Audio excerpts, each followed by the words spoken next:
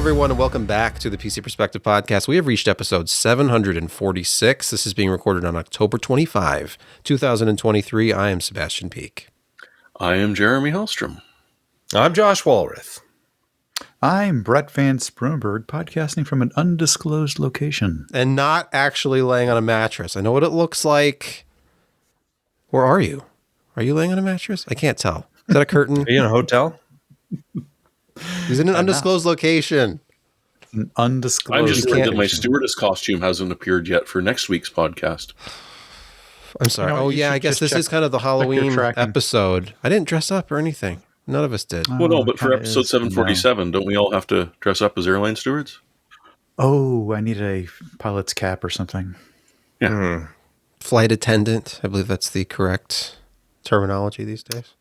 Josh promised everyone a pilot's outfit, so he did. I'll be dressing up as a G2 pen. Yes. Capless. Capless. Top off and no Capless. chaps. We've reached the Patreon part, the begging for money part of the show. So go to patreon.com/PCPer. That's PCPer. Patreon.com. Just do it. Become a patron of the PCPer Arts. Throughout history, artists have needed patrons. They've needed people to support them because artists choose to do things that don't make any money and aren't appreciated by everyone until after they're dead. So please help us stay alive. Be a Medici. Huh? Except don't be a de Medici. Because they were No. really bad people. But they supported the arts like nobody's business. So be a nice de Medici. Be like that for us, I guess. And Dave. You like Dave? Dave is jolly and You like green. Dave. He is Dave. His last name starts with an F, but he also has a jolly and green handle as well. Thank you, Dave. Extra special Dave. Patron. Thank you. Patron Thank of you. PCPer. Yeah. It's time for our weekly food segment with Josh. Please don't let us down. Okay. So, oddly enough, I took yesterday, today, tomorrow, and the next day off from work because it's been nonstop work. And so I needed a staycation, stay at home, get some things cleaned up, do a couple of projects, you know. And one of the things that I did today was I actually went to Born on the Ball. I didn't even take takeout. I sat at the bar. I had a beer, and I had this really wonderful cheesesteak with tots. Let me tell you about this cheesesteak. One that's queso on it, and then covered with cheddar, right? And the steak itself is this really high grade sirloin, cut fairly thin, but not real thin, perfectly seasoned. Green peppers, onions, and just I don't know what all they put on it, but it was absolutely a fantastic cheesesteak. Couldn't eat it that way. I had to get the knife and fork out because it was so big, so messy. It would have been impossible. And I don't know how they prepared the sirloin, but it was fantastic just by itself. It could have been a meal, and it would have been ecstatic, but it was an embarrassment of riches to be able to experience it hot off of the kitchen in its home, its native home, and with a beer, which oddly enough, I don't drink in the afternoon very often. But when you do, So you drink this from is- a mason jar. Well, yeah, it's Yeah. you know, I was born in a barn, so you drink out of a mason jar. But yeah, the tots were great, nice and crispy, not hard, nicely seasoned. It was an excellent lunch, and I'm still quite full again. Lovely.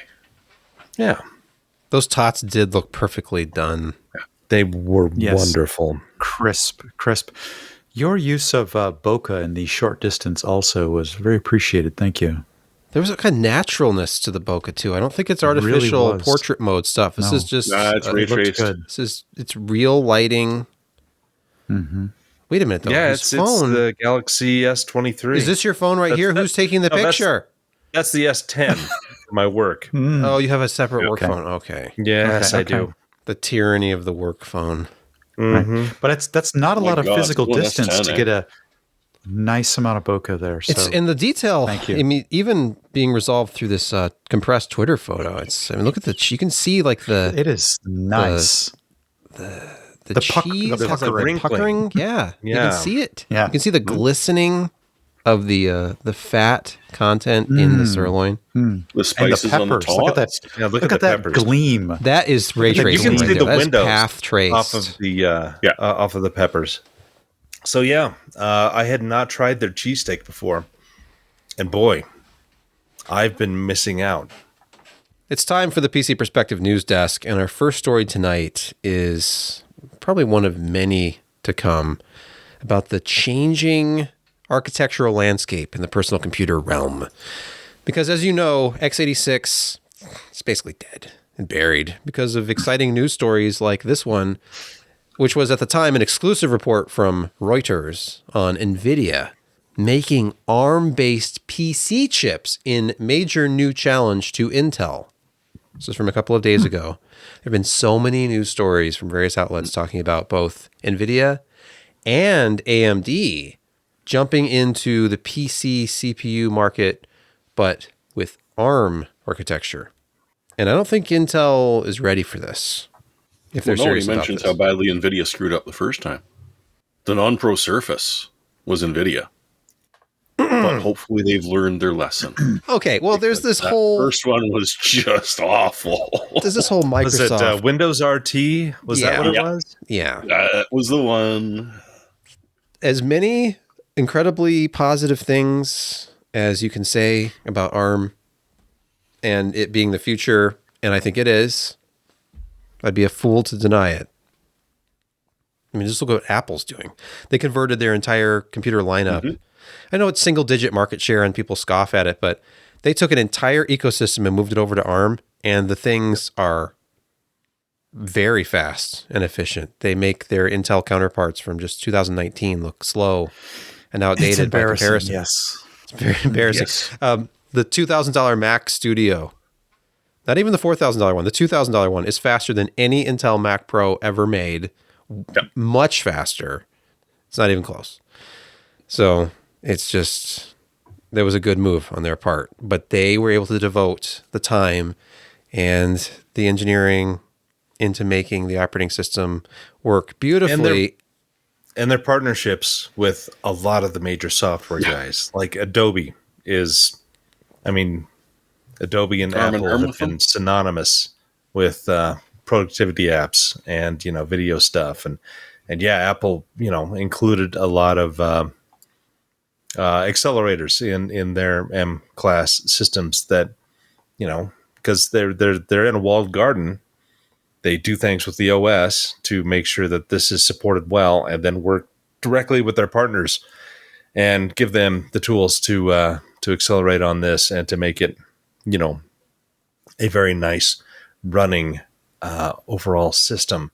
Of course, the weakness there is if you're an up and comer and you don't have that relationship with Apple and you release software, you're originally probably going to be on the PC, and if you get the market share and Apple approaches you, I guess, then you could, you know, support that. But yeah, that's you know, one of those kind of corner cases that stinks, but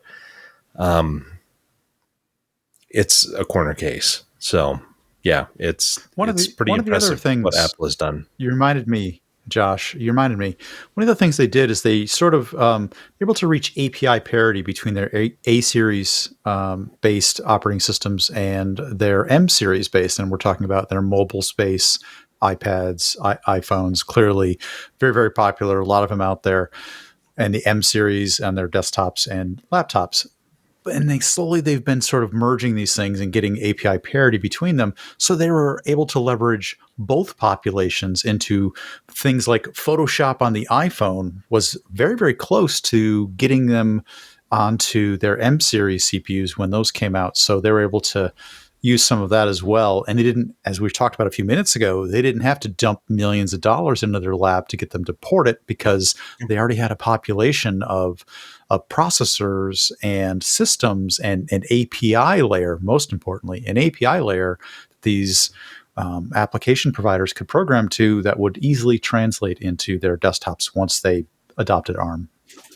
Just for reference, before the show officially started, we were talking about, among other things, Windows Phone and its failure because the CEO of Microsoft, Satya Nadella, was talking about, his biggest regret ended up being canceling Windows Phone. And their biggest issue wasn't that the hardware was bad, because they had really good hardware from Nokia at the time, or that the operating system was bad. I used a Windows Phone for about a year myself. The phone was great. The hardware was great. The lack of app support killed it because you just didn't have it, and they had to pay dearly to get the apps they had, and then they were not consistently updated. They didn't have feature parity with Android and iOS. And the apps are everything on a mobile device. So absolutely, it died, and it just needed to change.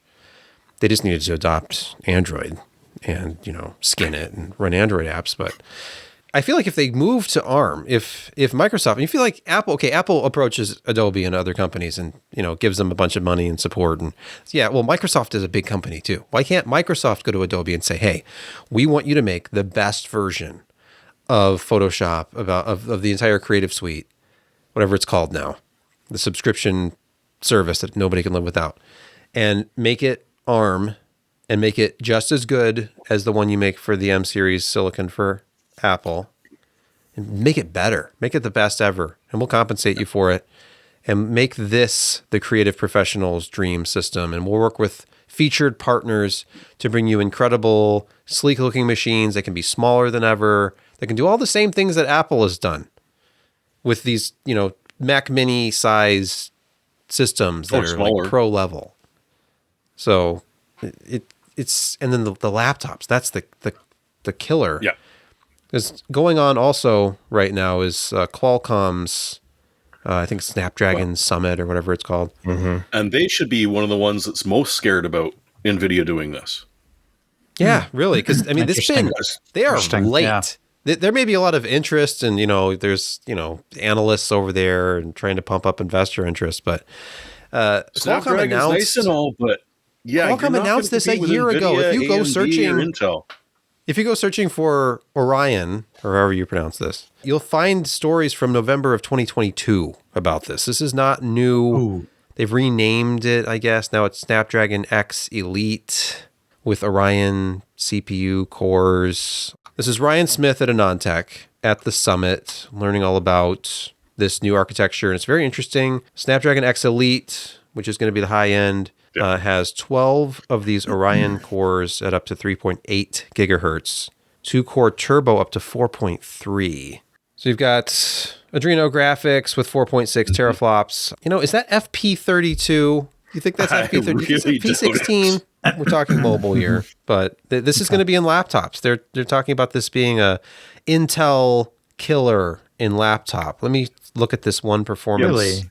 Well, they planned this out before the whole ARM thing. Well, yeah, they're talking, up to 2x faster CPU performance versus competition at ISO power. Some of the fine print is interesting. It says matches competitor peak performance at 68% less power. First of all, there's no AMD on this chart. And if you're looking at current gen Intel mobile stuff, I think the 14th gen mobile with the new architecture is going to blow this stuff away. The current stuff, like the 1360p, that sort of thing, because they're not on the most efficient mobile architecture of all time right now. And some of the power numbers on Intel current gen, like Core i7-99 mobile parts, are pretty high.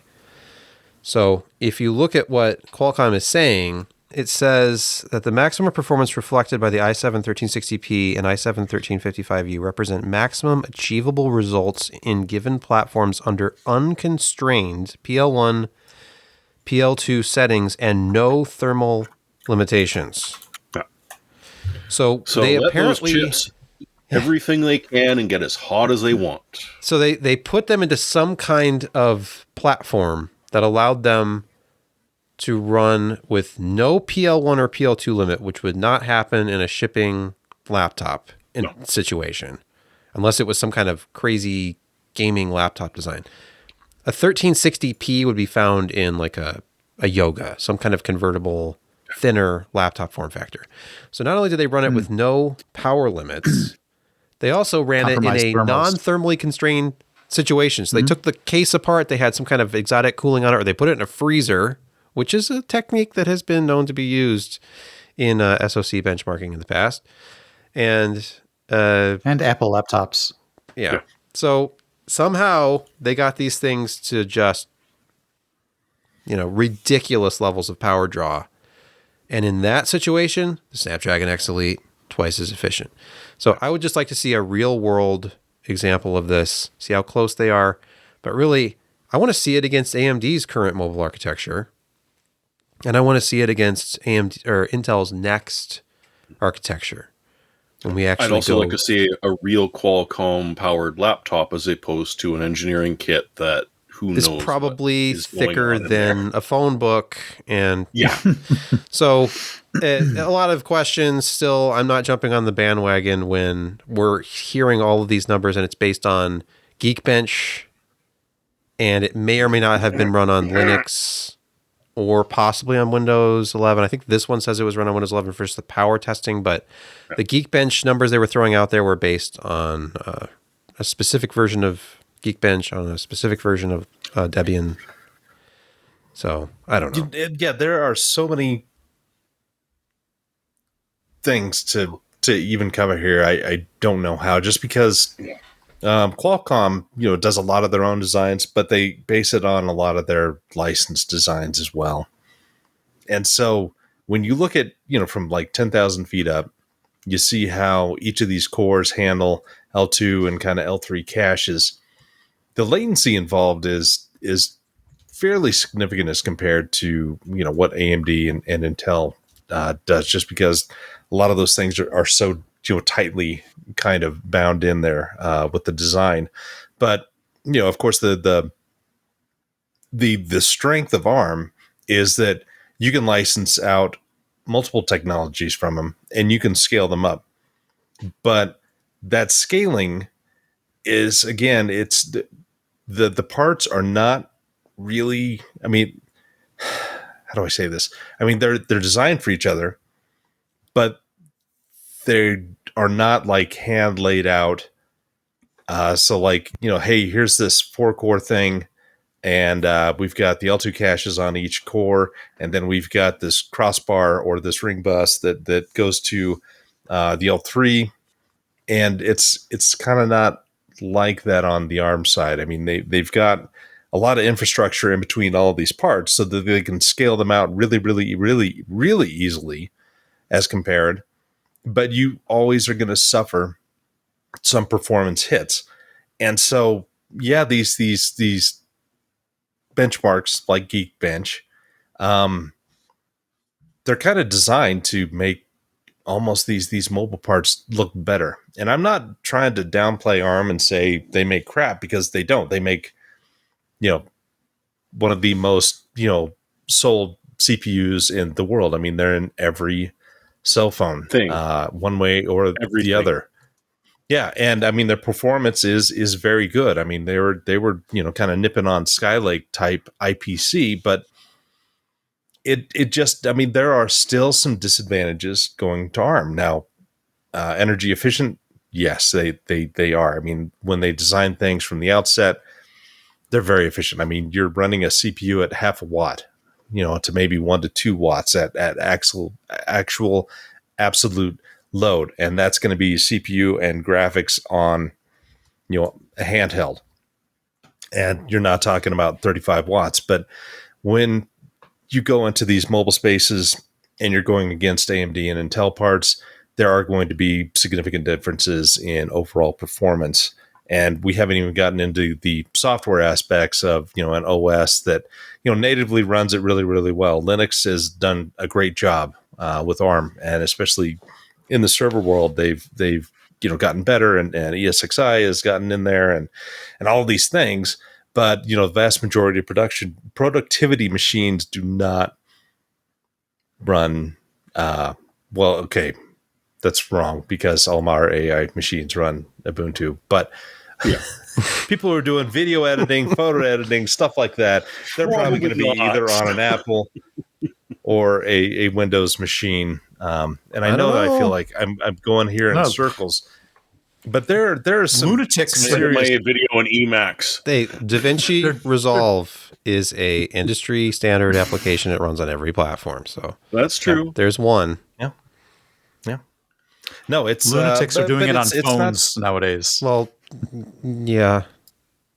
But people kind of look and say, NVIDIA is going to do this, AMD is going to do this, sky is falling for Intel. Well, but when you look at these results, when you look at Dr. Cuttress on Twitter, if you look at these results here, here is Qualcomm Orion single-threaded performance, says the good doctor, versus Apple M2, 14% faster at 30% less power, versus Intel i9-13980HK, that's a 65-watt part, 1% faster at 70% less power. This is the future. Get excited. I'm gonna wait for the laptop. Let's drill down a little bit in the comments. What workload was used to get these results? He's like, probably Geekbench or Cinebench, PC Mark. Geekbench 6.2.1. So one Geekbench benchmark. Yes. And we have statements like, it's 14% faster at 30% less power versus Apple M2. Okay. I mean, everything's lower power than an Intel 13980HK. yeah, that's a rather It's high end. But if you can match its performance, that's great. Intel, again, does not have a class-leading mobile architecture right now. Apple does. So if Qualcomm can match or beat Apple, and Microsoft is serious about ARM this time, and actually releases a complete version of Windows, has full, unadulterated Office and, say, Adobe application support, and all the important players are there this time. Mm-hmm. Well, it's kind of fun. Also funny. People are saying, well, NVIDIA's, finally getting into this, and they've got so much, GPU knowledge that they can do as compared to Qualcomm, which only has Adreno, which is an anagram of Radeon because they acquired it from ATI back in 2004. It's another story altogether. NVIDIA has been a longtime partner of ARM. They have an architecture license. The Denver project was their first homegrown code morphing type ARM-based processor that, has never made it big for a reason, because it was kind of late and it didn't compete well. And it took up a lot of space. And so, I'm not saying NVIDIA has gotten worse over the time. They've obviously learned things and they can go forward, but they've been here before. And it's not this new area for them. And they haven't had a new ARM-based architecture since the Denver project, which was a decade ago now. About that, yeah. Yeah, because they originally was the ARM... it was the 9? And I'm not talking ARM, V9. It is literally, the ARM 9 architecture. That was their first. And it was a dual core design that had an efficiency core that only worked, it did all the things it was a touchscreen controller. It was a low latency, high performance, low power controller. And it was, it was in a couple of cell phones, and they just never did well. And then they got the Icera modem people, and that didn't pan out. And yeah, it's been on the backfire for a long time. So it's going to be curious to see what they do. And I mean, have they, taken all this AI money and said these CPUs with, these accelerators and whatnot that we could possibly put in a mobile type or, a sub 65 watt CPU GPU combo? Maybe. But they're not there yet. Let's move on from all of this talk about the future of the PC, which is obviously ARM64, and everybody's getting involved except for Intel. And we're going to talk about possibly, let's use some jargon here, possibly an inflection point in GPU architecture, shall we say. Because certain points in history, okay, let's go back to the 90s and the 2000s, 3D, the landscape was changing. It seemed like every month there was a new, not just a new graphics card, but a new chip maker, a new API. You had all kinds of crazy things going on for a while there. the reason we're talking about GPU hardware, Alan Wake 2 is launching this week on the 27th. So it may already be out by the time you're watching this or listening to this. And the issue with this game is not that it doesn't look amazing. I've watched videos and looked at screenshots, and it looks phenomenal. This is finally the game that seems to showcase the true promise of what ray tracing can do for the immersion and the experience and all this other blah, blah. You know, this is not PR for the game. I'm just saying it looks really good. But it does not support GPUs as recent as the GTX 10 series, the Radeon 5000 series. Yeah. So it doesn't matter if you have a 1080 Ti and it's been going strong because that hurts. Mesh shaders. It's required for Alan Wake 2. So you have to have a GeForce RTX 2000 series card or newer, Radeon 6000 or newer, or Intel Arc. You could go out and get yourself an Arc card, sports mesh shaders. You'll be perfectly fine. But as good as the game can look, and this is an RTX on screenshot from NVIDIA, but fully ray-traced game is not going to be easy on the hardware, as we saw with Cyberpunk recently. Turn on full path tracing and your frame rate is going to be shockingly low, even on a 4090, unless you're using DLSS. And here on NVIDIA's own performance chart, this is 4K, RT high, full ray tracing preset, max settings. Now, this chart shows with DLSS 3.5 on, but the gray segment of the bar is with it off. And a 4090 is only capable of 32.8 frames per second on NVIDIA's own chart, unless you turn on DLSS 3.5. And then it goes up to 134 because it's doing the ray reconstruction and frame generation, all that kind of stuff. So if you're looking at like a 4090 level card only producing about 30 frames per second, I am a little worried about what a 6800 XT can do, since it will not have DLSS. I don't know if it'll have maybe some frame generation. Send me the game and I'll test it out, because it'll be horrible. Yeah, I've not been given any keys to this game. I should reach out and see if we can get some to test on different hardware platforms, because this is an NVIDIA game. This is one that they're promoting. This is one that they have backed. So this is a showcase for what DLSS can do. And it's a great way to sell hardware. If they're telling you that your 1080 Ti can no longer even play a game, it's time to upgrade. But can it play Alan Wake 2? That's the new catchphrase. Right. Is this the new Crisis? Yeah. Right. Yeah. Yeah. I linked in the article our old Crisis review, which I believe Jeremy did the benchmarking for. Some of it. Ryan and I both did them. He said Jeremy did it right. Even with an 8800 GTX, which is it was like the 4090 of its day almost. Yes. 1024 by 768. 4XAA, very high preset. 27 frames, that's max. Average is only 23.4. Don't even think about it takes a while 1920 to by get 1200. 9 frames per second. So yeah, but who doesn't miss 16 by 10? Oh my goodness! I know, that's such a great resolution. Yes. But this game is like Crisis. Wait, no, it is Crisis. Okay, it is. This is Crisis. Believe it or not, this is when games could come out, and the best graphics card of its time was giving you 9 frames per second at 1920 by 1200, very high preset. So I personally have no problem with a game like Alan Wake 2 coming out and just being insane. Like nothing runs it, and you're just waiting for that next generation of graphics to come out. It makes it interesting to read reviews of GPUs.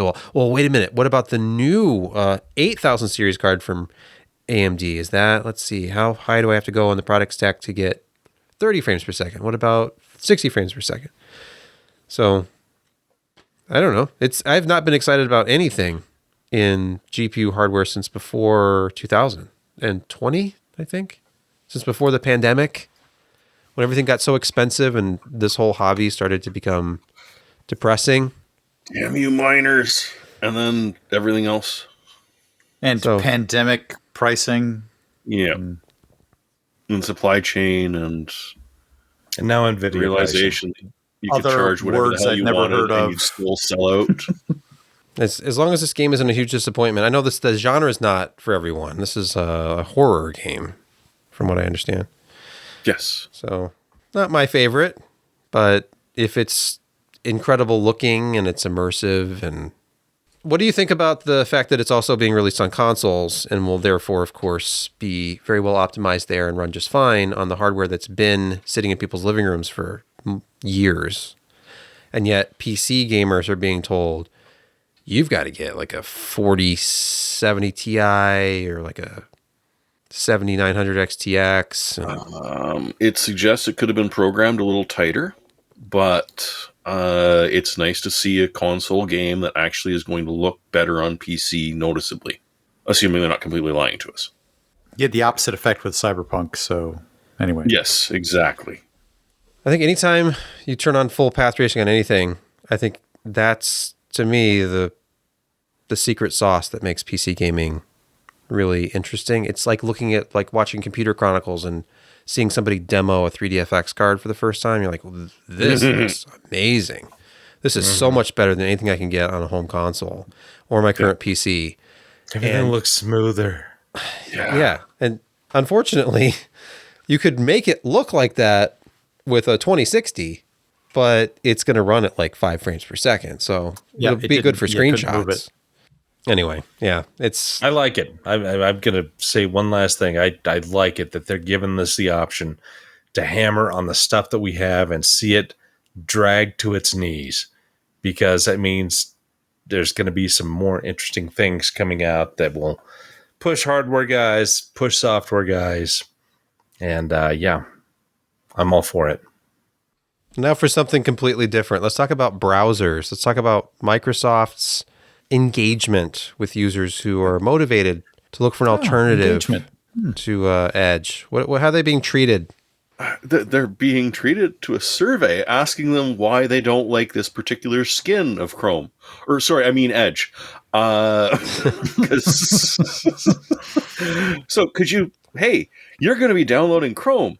Can you just spend a moment to tell us why it is you despise our version of Chrome? Like, I can't search Google easily. Well, I mean, I've met a lot of people like that, but no, I mean, setting your default to Bing does make it hard to search for Google.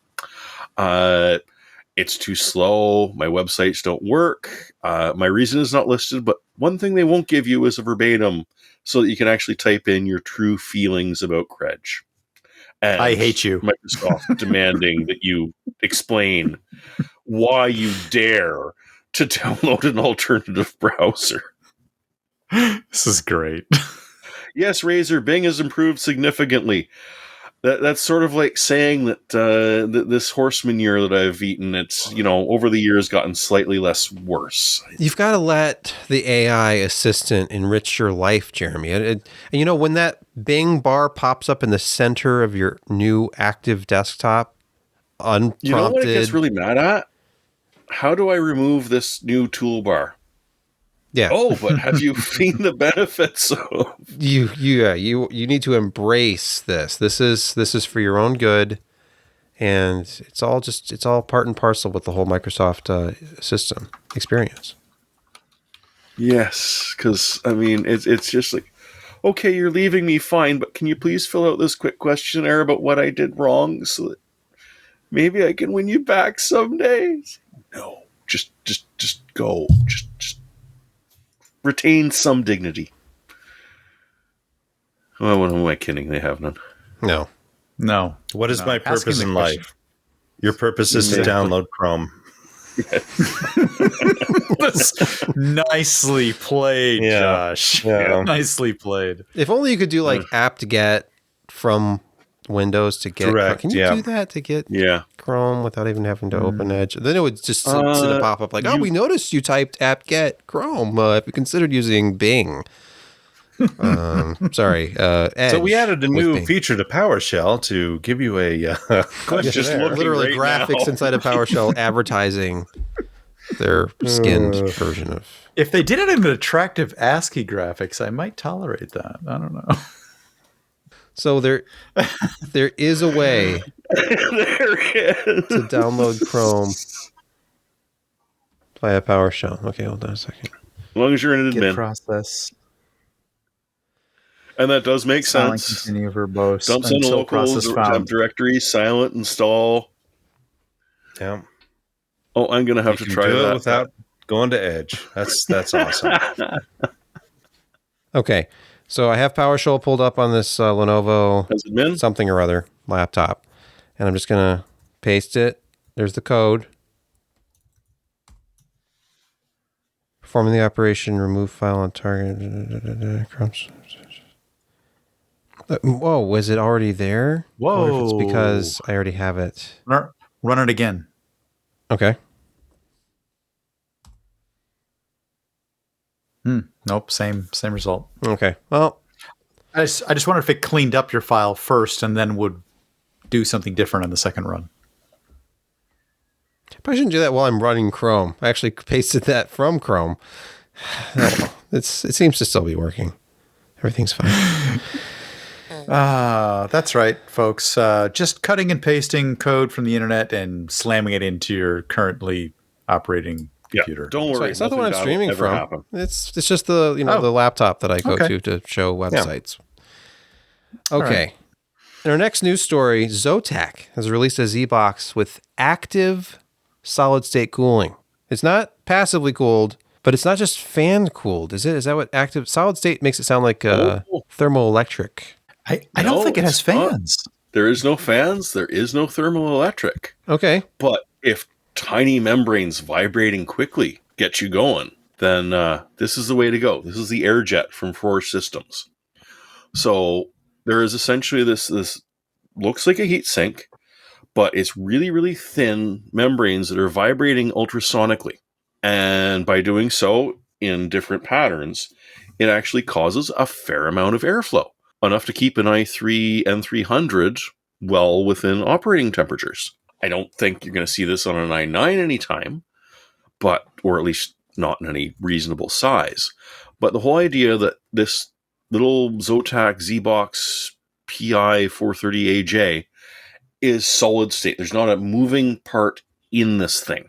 And one of the nice things is that they're saying some place called New Atlas, which I'm not familiar with, but they said essentially they had to put their ear right up against the system to be able to hear the vibrations. So you're not getting weird little mosquito noises, which no one on this podcast has to worry about because we can't hear them anymore. What if they were Marky Mark and you could actually feel the vibrations?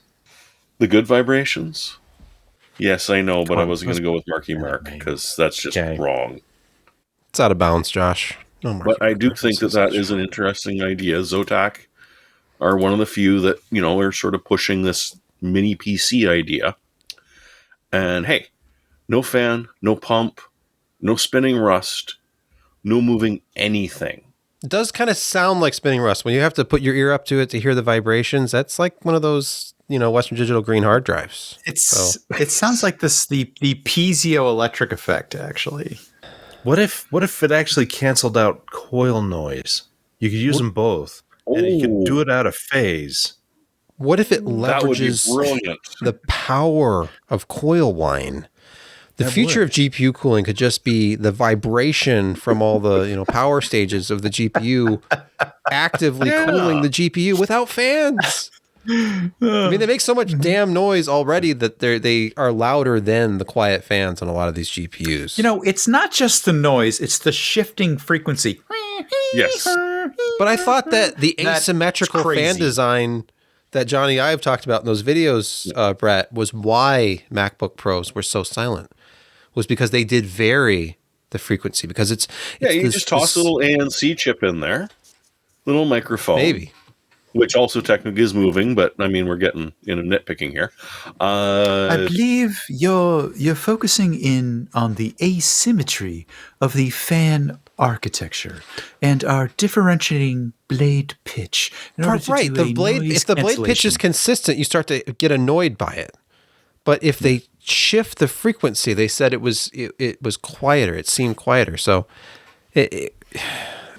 I'm a little worried about this cooling system unless it somehow varies the pitch of the tiny little vibration whiny sound that it's supposed to be ultrasonic, so only your dog's going to be annoyed by it. What if you're really sensitive to high frequencies? Fair. Oh, this will keep your dog away, and ants and spiders as well. No, But that'll keep ants away. I'll use it in every room of the house, starting with the kitchen. I had a real ant problem this summer. It was obnoxious. Let's move to Security Corner, everyone's favorite, increasingly large segment of the podcast. I feel like it's like a third of the podcast now. You know what? And I cut stuff out. Well, let's tighten it up.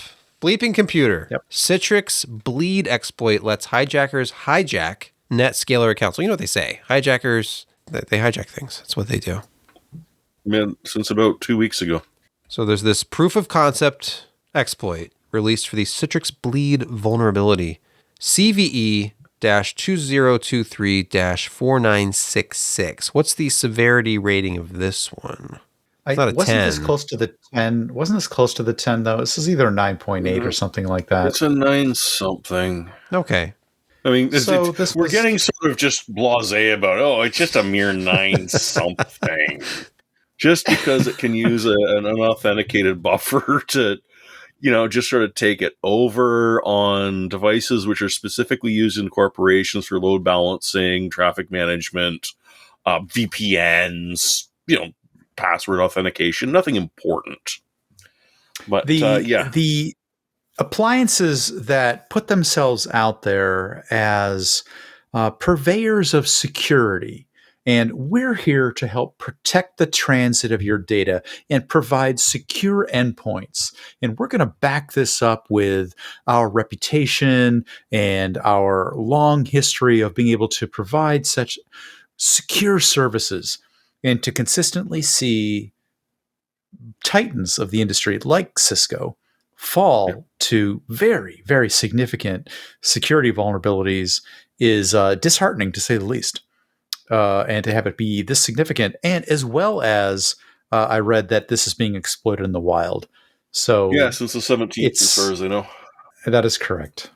But this is a serious situation that is, I think, being patched soon. There is partially patched.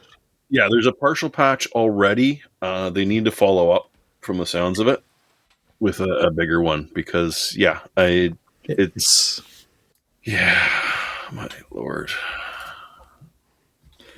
It's one of two. It's like there's several different vulnerabilities, and they've only patched one. Why did I get into IT again? Why? You should have stuck with washing trucks, man. Oh, I shoulda. You really should have. If only you knew. It's probably because you thought the hardware was cool, but then you just become mired in software and security. Minutia. Yes, the minutia. Minutia that could bring down a company. Next up, a story from Ars Technica. Hackers can force iOS and macOS browsers to divulge passwords and much more. iLeakage. Just when you thought it was fine to get back into the Mac again, and you're going to be surfing the internet with impunity. Most of the time that's true, but in this case, it's not. This is using our old canard of security vulnerability, speculative execution. Perhaps we remember that from the Spectre days, the bad old Spectre days. Well, this is the ability to hack speculatively executionally. Is that even a word? I don't know. But you just precedented it, so maybe it is now. I did. Thank you for following that up with another made up word. But what's going on here is there is a JavaScript ability here to open up a different web page at the same time as you're viewing like the cracked page or the page with the JavaScript vulnerability on it. It will open up another page that that they're hoping that you're still logged into. It might be your bank. It might be any other logged in site. And they're going to steal data from that one. And they're going to do it using speculative execution. And the reason that works is because Safari on macOS and iOS uses the same thread inside the rendering space to render multiple pages at once. There are proof of concepts out there that actually show this working, where WebKit, the underlying technology behind the browser on macOS and Safari, is trying to do something clever and use a single thread in a way that makes better use of the resources that it has available to speed up rendering, and it violates that through speculative execution and is able to extract data from an open web page that you're not on. It's a very interesting exploit, and there's proof of concept stuff out there already that's showing that it works. Nobody's safe. Don't take any drive-by buses out on the internet. Don't. Just stay home. Just don't use the internet boil it down at all. Quickly and terrifyingly. Yeah. It uses this new thing which they call eye leakage. Yes, eye leakage. Not eye leakage, but the other one. With the lowercase I, like iPod. Of course. Mm-hmm. Very It's trendy. able to capture a password as it's being auto-filled by a credential manager, be it whichever one you're using. It's catching that auto-filled content. It takes about 5 minutes to profile your target and about another 30 seconds to get a 512-bit secret out of it. And do you really have 64 characters in your password? No.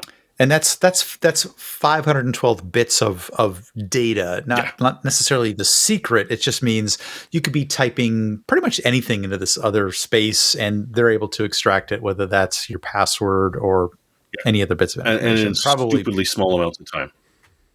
Absolutely. Beautiful. Hey, the other one more important aspect of this is that it is being capable of doing this on A and M series CPUs. Believe it or not, Intel-based Macs are not susceptible to this because they patched that out. The vulnerability. I don't know the reason behind that. It's possible. Next, story at the register. Millions of smart meters will brick it when 2G and 3G turns off. I keep forgetting this is going to happen. I think 2G... I think a lot of people are forgetting this is going to happen. Yeah, the 3G being turned off it's kind of unthinkable, but I guess it's been around long enough. We really to the point where everybody's expected to be on LTE or 5G. Really? What's wrong with 3G? It was a good fallback, but for whatever reason, the world is getting rid of it. And so this is specific to the UK, but I guarantee you that smart meters in North America are pretty much built on the exact same hardware. And so, yeah, those smart meters you've got that can monitor stuff and will talk to the company, talk to you if you download their app, are probably running off of either a 2G or a 3G. If it's running off a GSM, well, you already know. And this means they're going to have to replace them all because, honestly, it's probably cheaper to develop a brand new smart meter, which is 4 or 5G compatible, assumedly 4G, considering the problems with 5G, and replace it wholesale than to try and upgrade something in situ from a 2G to a 4G. I don't see it happening. But this is going to spread because they are going. It depends on where you are, but most of them, it's like 2030 to 2035 that they're gone. And while this is, for the most part, government-owned organizations or private-owned organizations, because those are the only two you get to choose from, and you're giving them an average of 10 years to switch all of everything, yeah, I don't see this happening smoothly. I don't see it happening very effectively at all. But I do see it happening. So how long is a lot of this 3G, 2G, and the previous one was Edge, right? Yeah, So GSM was Edge. GPRS. GPRS. Or GPRS, yeah. And so, how old has that stuff been out in the field? And how energy efficient really is it anymore? I mean, obviously they're not designing new stuff for the lower standards. Not very. Oh, Yeah, you're right. and Yeah. so- Yeah. They were frequency gotta hogs. wonder. Frequency. They want the frequencies back, Josh. I know, but Yes, they do. I didn't think about this because the old hardware is going to be running on much larger process nodes, higher power draw. Oh, hell yeah. Yeah. So I guess from an energy standpoint, but They mean, will those be towers- measured in millimeters. they only have so much power. They only have so much, capacity. So I guess if they're all on 4G and 5G, then it makes sense. But it's going to cost us a fair amount of money to replace all them for their I don't know, short-sightedness. because there's going to be a lot of stuff just breaking down over the next couple of years. I mean, And hey, if you can toss it out and lasts replace it, forever. Yeah. that would work. Hey, it's a utility. They're going to come to your house and say, "Hey, we're replacing your smart meter with a new 4G smart meter." That's all. Yeah, and you'll be paying it off for the next 12 months of this. All right. Stuff's going to break. Anyway. Cisco has started rolling out iOS XE patches. We talked about this vulnerability, this problem before, but hey, there's patches. Don't download a patch from the web. It's Why? Cisco. No. Well, I mean, It's Cisco. Go through your reseller or the guy that resold the resold Cisco switch. That's are who you the hell buys them saying directly. are you saying there's patches out there that will just wedge your device further? I don't that see what you're how it saying? could actually wedge it further than a solid 10, but it's possible. Oh, this was the But yeah, 10. Yeah, and it's interesting that they're doing it this way. I mean, you have to... No, that's Cisco. You want a patch from Cisco, you got to go through Cisco. Oh, you don't have a contract. Well, let's negotiate a brand new one, because otherwise, you still vulnerable. Oh, you bought this equipment my on gosh. eBay. Okay, well, no. It will never They be. And won't literally cover they do that. you. What? They won't give you the patch without a contract? No. Seriously? Wow. It depends. It It's depends Cisco. on what That's- level of stuff you're running. Okay, fair. Because we Josh. have some basic PoE switches from Cisco. You can download the firmware upgrades from the Cisco site, and it works. Unfortunately, for these ones, the last one is 2 years ago. The last firmware that they provided, and so And it's. that's- I mean, they're doing their own obsolescence. We're no longer providing support for this. It's end of life. Blah blah blah. You're out of luck. Get a brand new switch from us. And a contract. Because those ones would be Linksys in Cisco clothing, wouldn't they? More or less. No, they're Linksys. Well, no, they're Cisco. I mean, I don't think there's a whole lot of Linksys really anymore. But No, but- I don't know how they're. I can't peer into their San Francisco offices and see the exact engineering behind it all. Let's move to gaming quick hits, and the trend continues because we have not one but two recent PC releases that are atrocious. From a performance standpoint, they're not finished. They should not have been released in this state. Like Cities Skylines 2, which it's out. It's getting horrible reviews on Steam. I think it's actually still the best seller, or at least until all the refunds start coming in. But it has a huge fan base. I'm sure that people are going to be waiting for those patches and the eventual completion of the game. But we're talking a game that requires really beefy hardware. I need to look up the actual system requirements. I think it was a 3080, something along those lines, was recommended. 13900K, 64 gig of RAM, and RTX 4090 on 1440 at 35 frames a second. So obviously this is not a cutting edge game from the graphics standpoint. This is not like Alan Wake 2 with fully path traced lighting. This is just a very, very poorly optimized PC I don't know. game. It looks pretty dense to me from the screenshots and the level of detail when you scroll down into his stuff. It seems like there's a lot going on. Okay, maybe. Is this the new Crisis? But the developers did admit that it wasn't really ready. They said that... Well, they're talking about something about aiming for about 30 frames a second. Okay.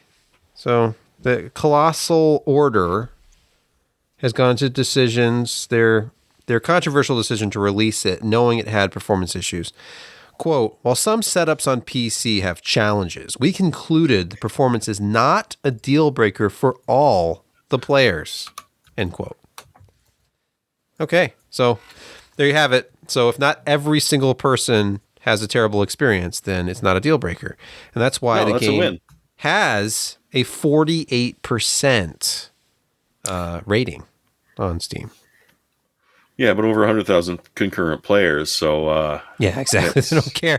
The money is coming in. So yeah, issue the apology. Those beautiful free words that look, we don't. It's not done, but we'd like to make millions of dollars, please, and we'll fix it help later. Us, please.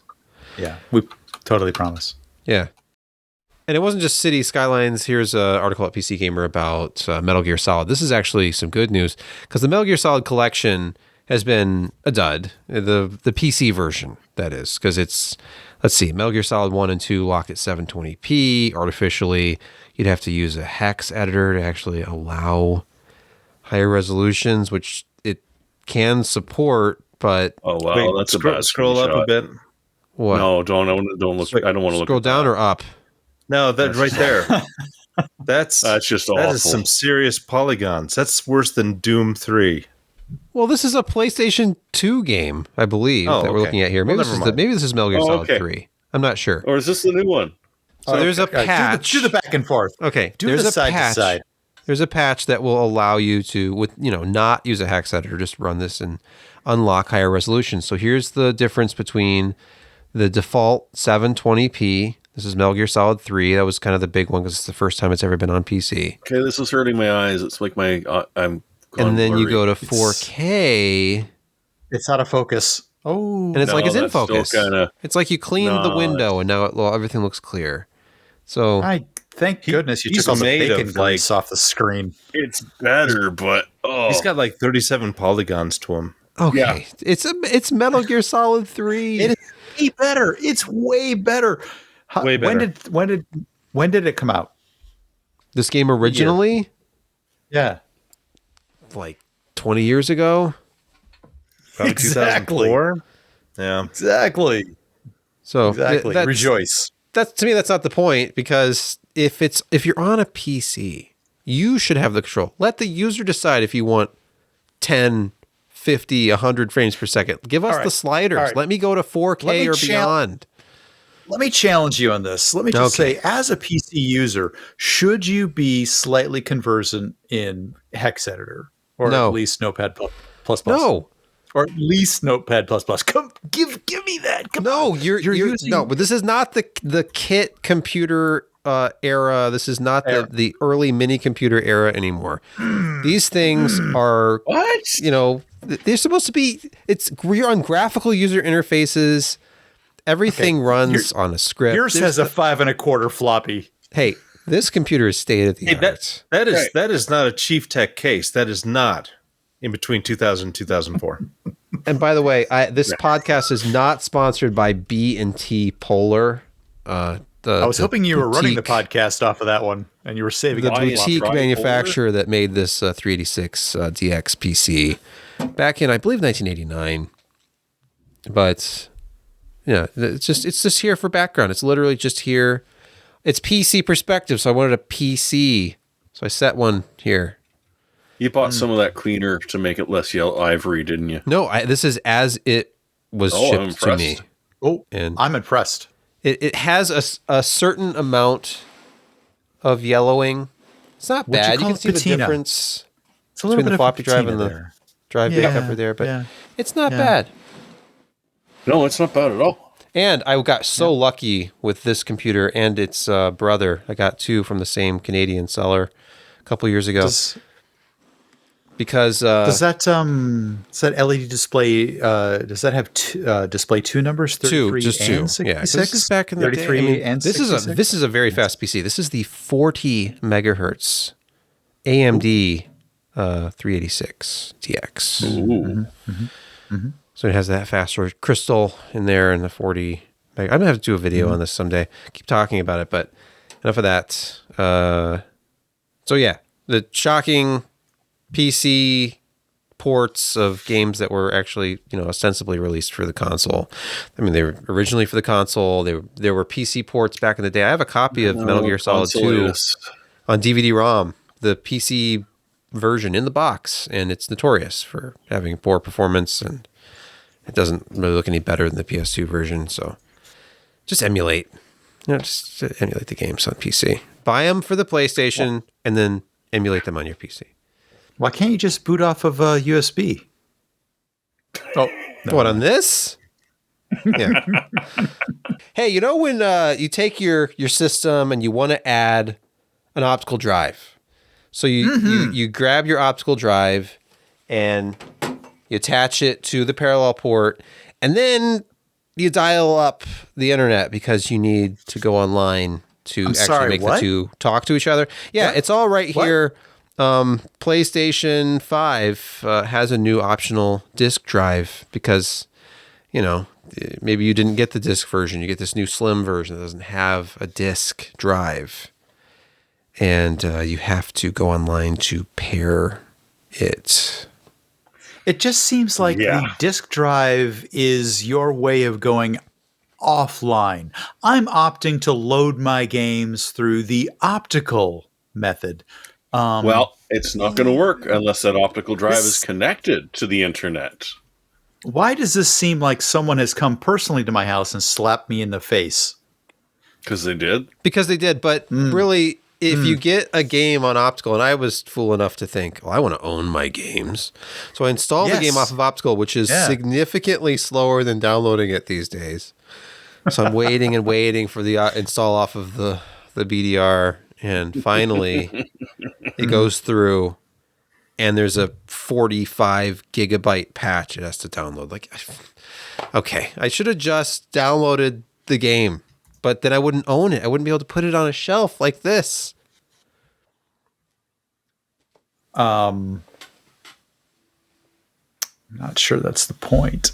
It is for me. It's physically owning it. I want to feel like I could put it in 20 years.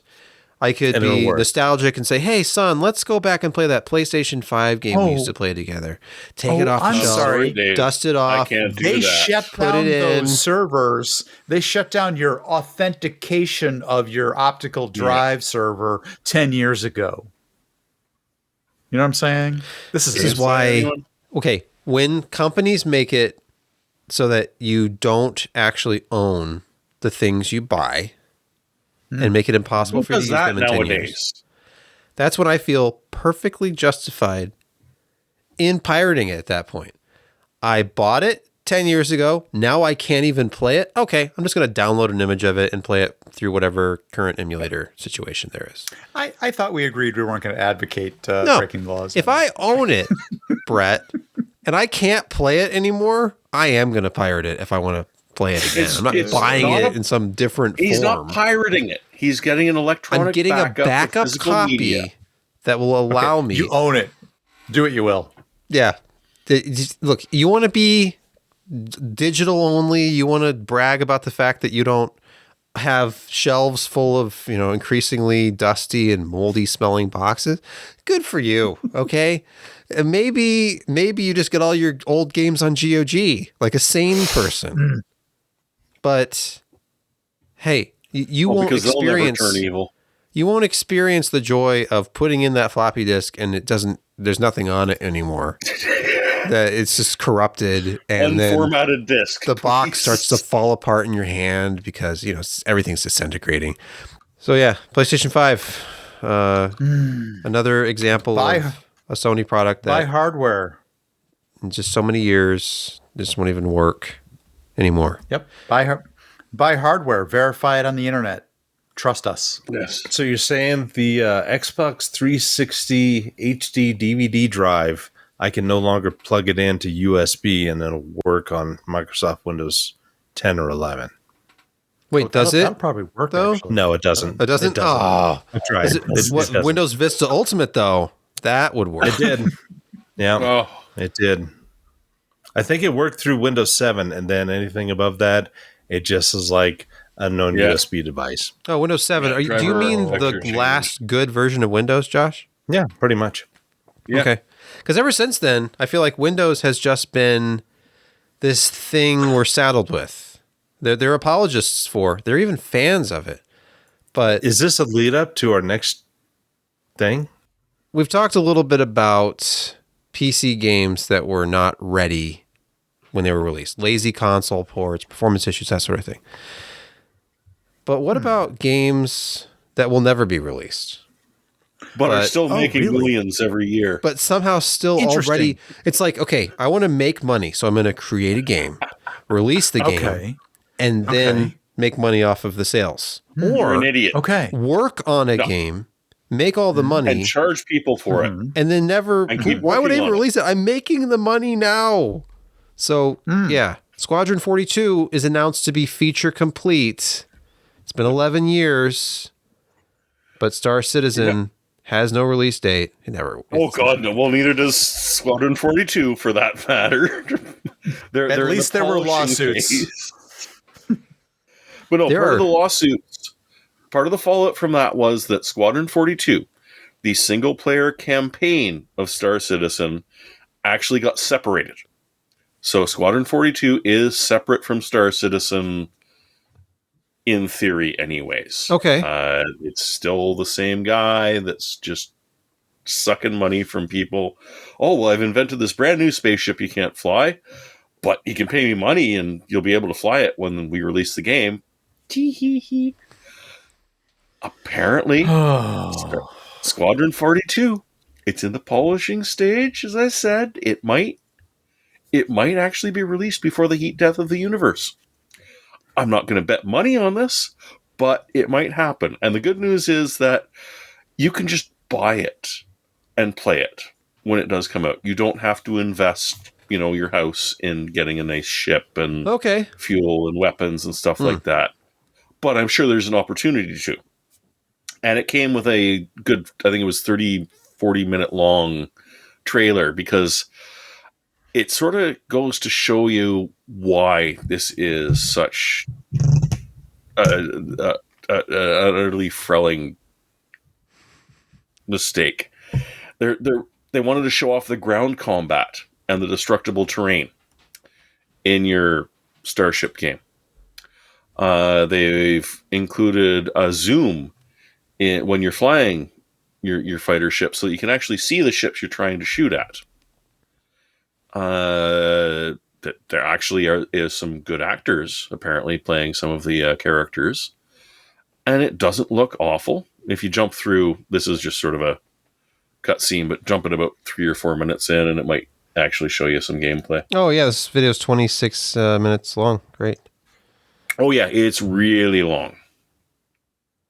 So but just at one point they showed someone driving a boat down a river. So apparently that's sort of a thing. Okay. So I do like the 3D display of where things are relative to you. But honestly, there you go. So you can zoom in and actually be able to fire at things, because the cockpit view, you don't really see all that. That's the kind of innovation we just haven't seen in these space shooters, Jeremy. They design cockpits you could actually just shoot out of. That's a quality of life improvement that I think was worth the 11-year wait. There's a boat segment in the game. Why? Only 11 years.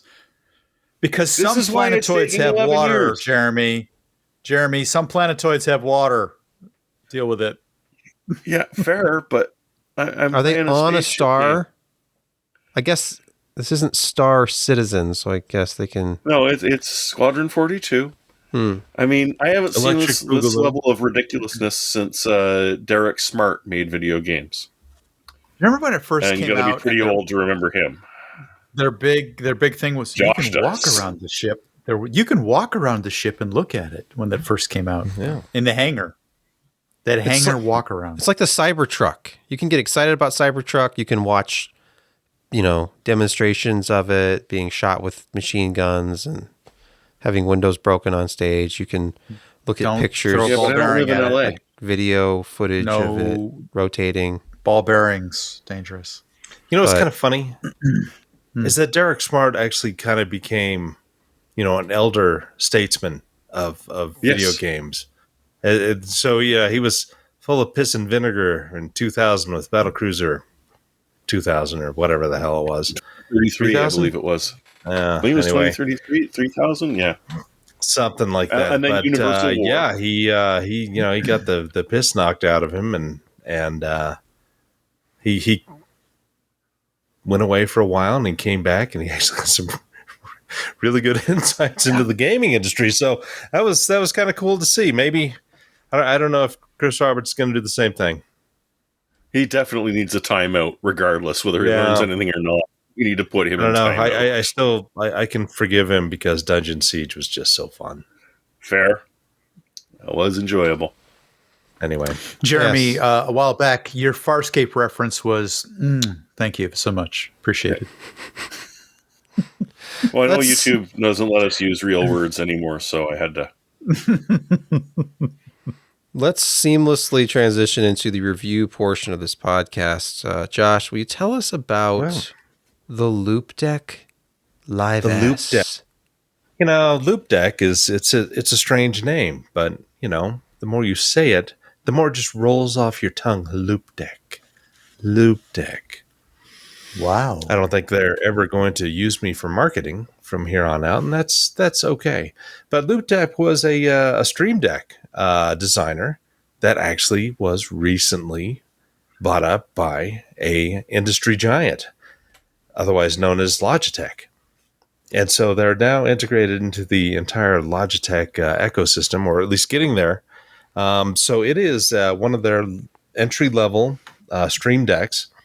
It's got 15 touch-sensitive buttons, 2 volume knobs, you can apply those to more things than just volume, and 4 physical buttons. And you can program these things pretty dramatically. The Loupedeck software is surprisingly solid. They continue to update it. They've actually, what is it they just added to? Some rather large Stream Deck type. I'd have to look it up. Sorry. I can't remember either, but they're constantly updating it and adding stuff to it. Yeah, but I mean, they have vMix support, OBS support. OBS, of course, yes. These are all just baked in, and you can get more in their little store. Yeah, and they have downloads that you can get from their store. The software is actually really, really nicely configurable. You can just create multiple different work stations. You got profiles. It's got native support for a lot of the Adobe products and After Effects and all of that stuff, where you can do a lot of fine tuning of colors, because they've you do some functions in these programs, you assign them to the buttons, you do the buttons, and then you use the knobs to adjust stuff. I mean, it's just, and I maybe I'm not presenting this very well, but it's a really interesting visual tool that is tactile for when you're doing these applications. So you can create sound effects that you can apply during your Twitch stream of somebody doing the drum when you tell a joke, or cheers, and stupid stuff like that, soundboards. And you can go through layer after layer after layer and program those things in. So you can have, 45 buttons available to yourself at any one time, just by, kind of clicking through.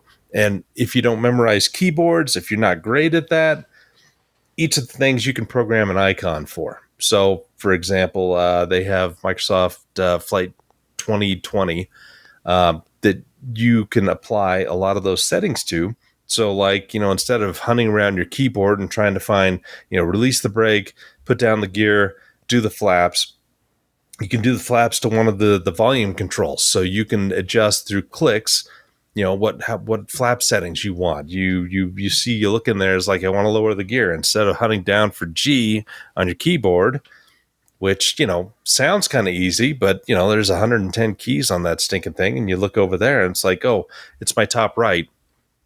That's where I have my gear. And you just press it. It's just an easier way to get some of this functionality.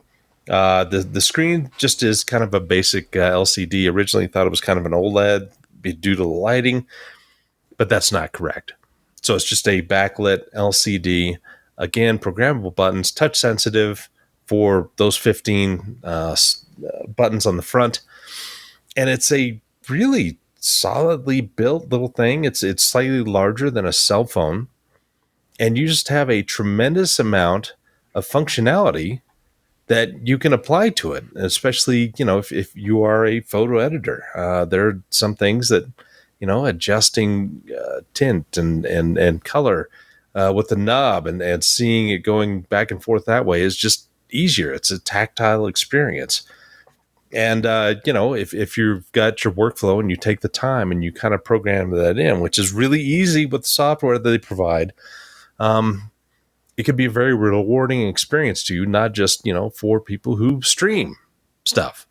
But they're adding to it all the time. Logitech is putting a lot of money into it. And they want to keep up with Elgato, which was bought out by Corsair, right? Am I correct? Yeah.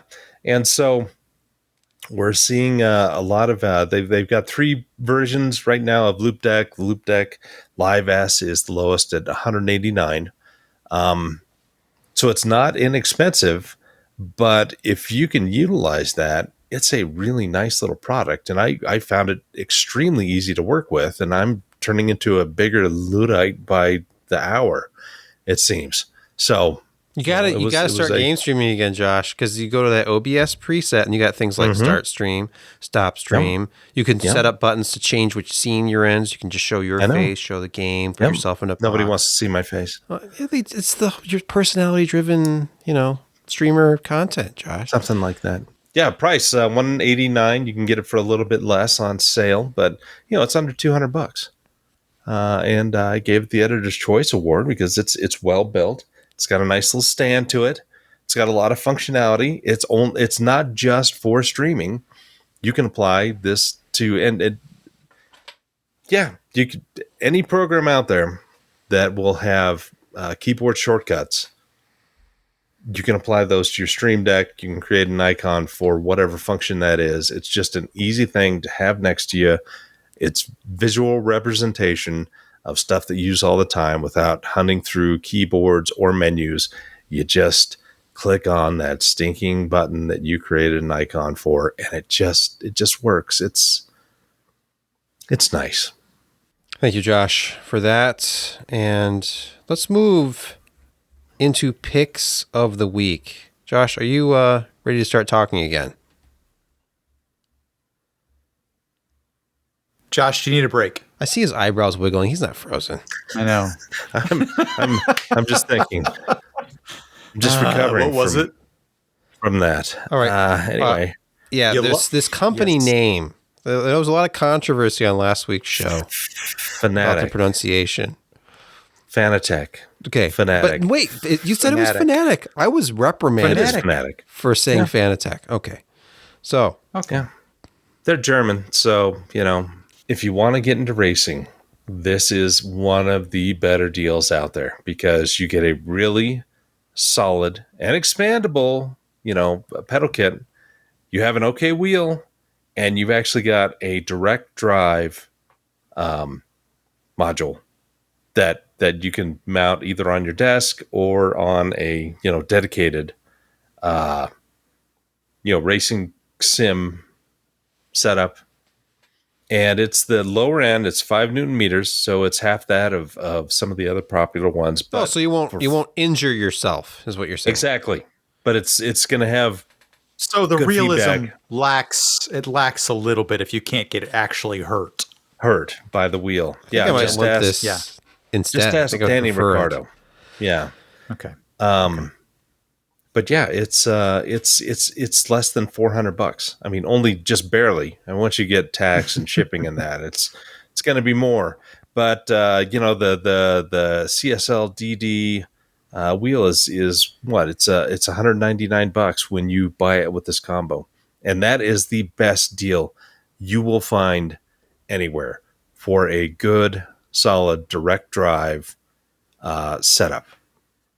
Josh, and it is expandable. Direct drive. How do you mount that sort of motor? It has some sort of mounting kit to it? Yeah, there's mounts. There's standard screw holes in the bottom that use a 10 millimeter type screw, an M1010. I can't remember.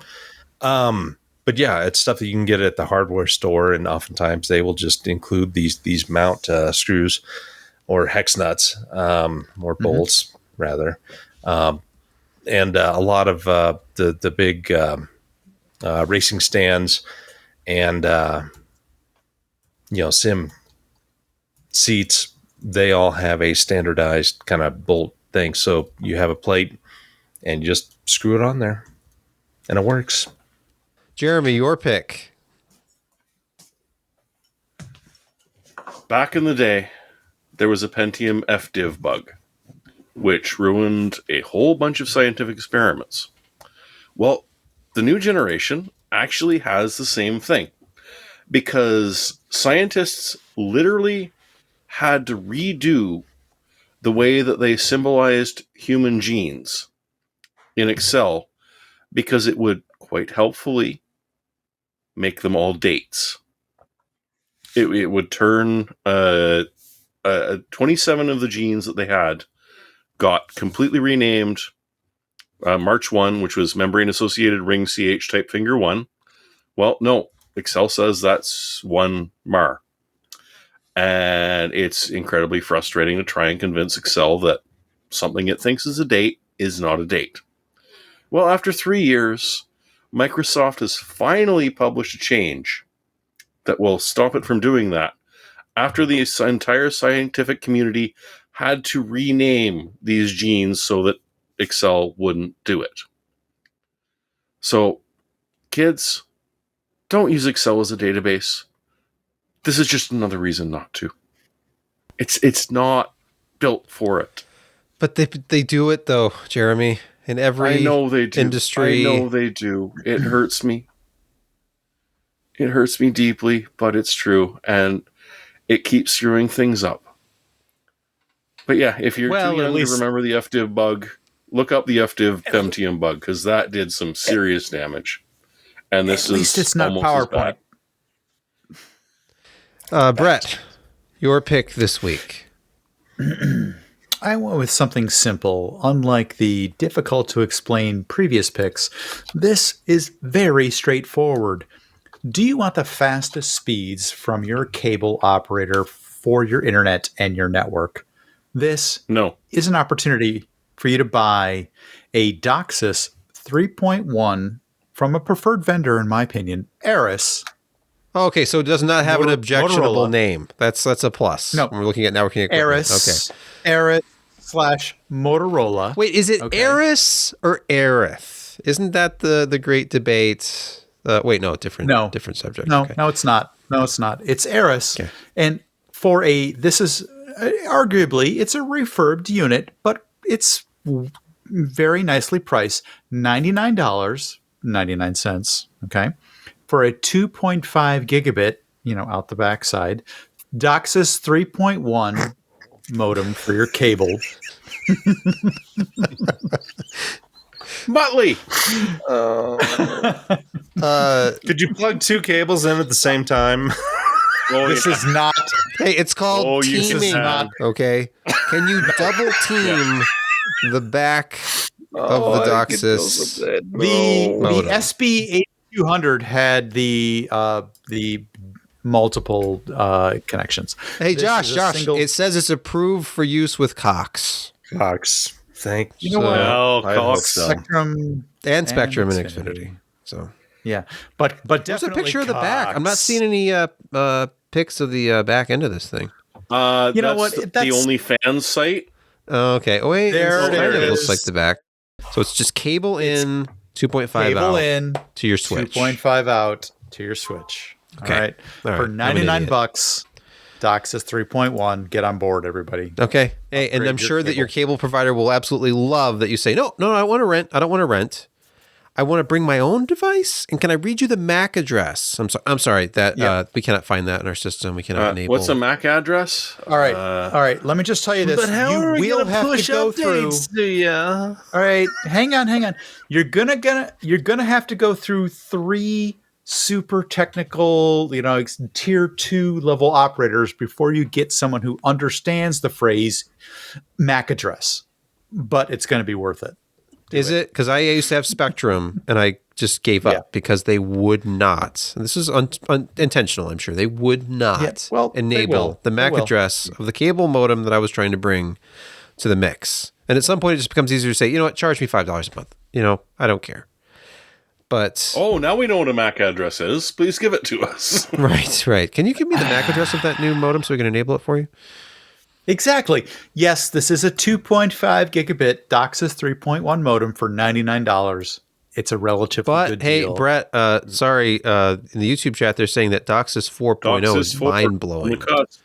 You know what? Why would I want to settle for DOCSIS 3.1? 2.5 gigabit is going to be good enough for 2.5 gigabit. I mean, yeah, but that's just download. What's your upload? Yeah, with cable, whatever they sell you. Whatever megabit, whatever they decide you're allowed to have. Slightly less than whatever they sell you. There's some dude there with a knob that goes, today it's 1. Yep. You've been uploading too much. You've been very active on your OnlyFans this month, Josh. I wish I was making that. I wish I was making that part up. I'm not. Understand that with cable, you don't own your own connection. There's no direct connection to your house. There's a box out there on a pole. It's shared. And you have to share it with everybody else. Yeah. Fiber to the street. Yeah, what street? Right. Ain't mine. As a satisfied fiber customer, I'm liking my direct, 1 gigabit symmetrical connection. Just saying. All right, my pick of the week. I forgot to do this last week, and I was chided about this by my wife because I actually finally told her, I'm like, I finally have a pick, a real one, because I went to the store and I found a product that I was excited about, and it's cheap. I'm going to type this for you. Go lay it out. It's not cheap. It's inexpensive. That's okay. It's inexpensive. Well, we don't know yet, Josh. It's inexpensive. It might be cheap. It's under $10 US. I went to my local hardware store and I bought for $6.99 these LED light bulbs. And you'd think, okay, who cares? Like LED light bulbs are a dime a dozen, especially you go buy them on Amazon or something. But these are from the company FEIT. So I don't know how to pronounce that. Fiat. But the dilemma when you're buying replacement light bulbs these days, the color temperature is all over the place. It's either way too orange, yellow, or it's an obnoxious blue color, not dissimilar to the lighting behind my head right now. But you don't necessarily want that from your simulated soft glow incandescent replacement light bulb situation in your house. Your hyperbole is showing. But look at this. This is color selectable. The light bulb itself has a little toggle switch. It's like a 3 or actually this is like a 4 position switch. 5. It has a 5 position switch on it. Are you telling me I can't control the color temperature from an app? This is not a smart. Yeah, and I didn't want a smart bulb. I don't want to deal with this. I just wanted something. It has a physical switch on it. You can click it into the 2700. It's got Kelvin. A dongle. You can click it to 3000, which is the one that my wife prefers, by the way. And then you click it to 35. I'm like, ooh, 35. That's like neutral light. Like, I don't like that. It's not warm enough. Like, what? Are you serious? So then we fight it over. We get to fight over this. And at what Kelvin did she say it wasn't warm enough? She thought that 3500 Kelvin was not warm enough. What? That's a bit toasty. And what? I think it's because of this. Honestly, okay, a lot of this has to do with your shade. Think about it. The dynamics of light, the shade itself adding warmth or coolness possibly to the light or diminishing the light. Not at 3500 Kelvin is it cool. It seemed that way to her when she's used to 27 because that's what I had in this light before. I replaced a couple of lights with these bulbs and it seemed a little...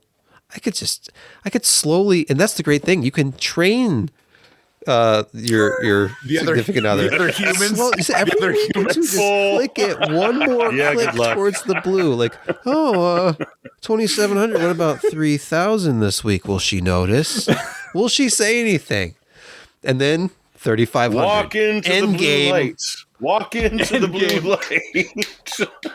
And then maybe go crazy 4000 Kelvin. Although I didn't really believe I don't know push what's your going on blues. with these LED light Kelvin Blues temperatures at anyway. I don't 4K. believe they're actually accurate. Let's do some testing on this because I use photo lights like this LED panel here. It's one of those newer panels from Amazon.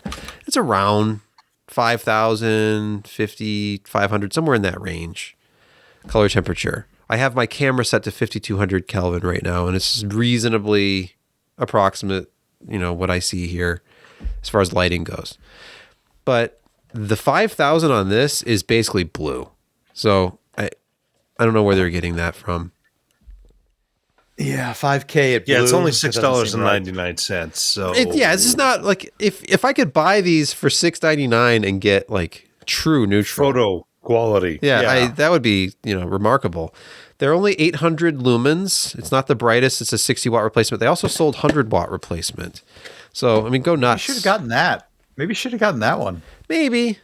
But yeah, I mean, I was there. It was inexpensive.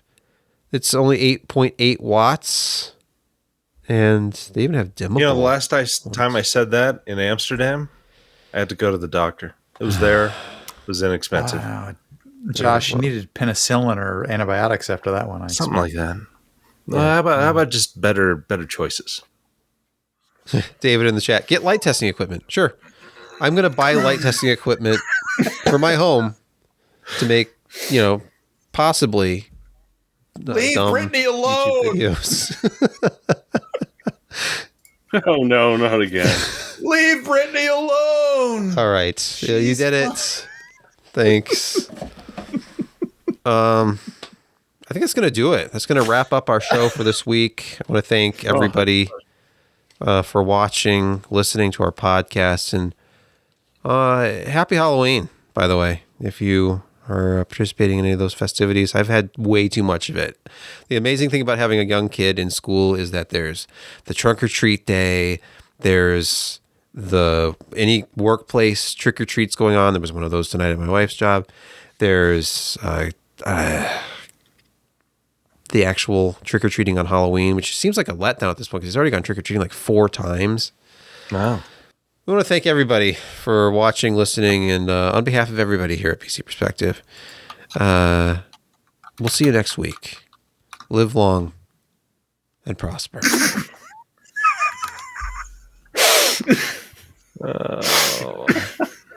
Now that's enough of that. This has been sitting down here for years, and I saw it today. I'm like, why? I need to use this. Yeah. Yes. On the podcast. Look, I still have the tag from Think Geek. My sister bought this for me years ago. Think Geek hasn't existed in a long time. No, that's collector's edition now. Oh, I know. That's why I should never use it. Look at the Think Geek tag on it right there. Wow.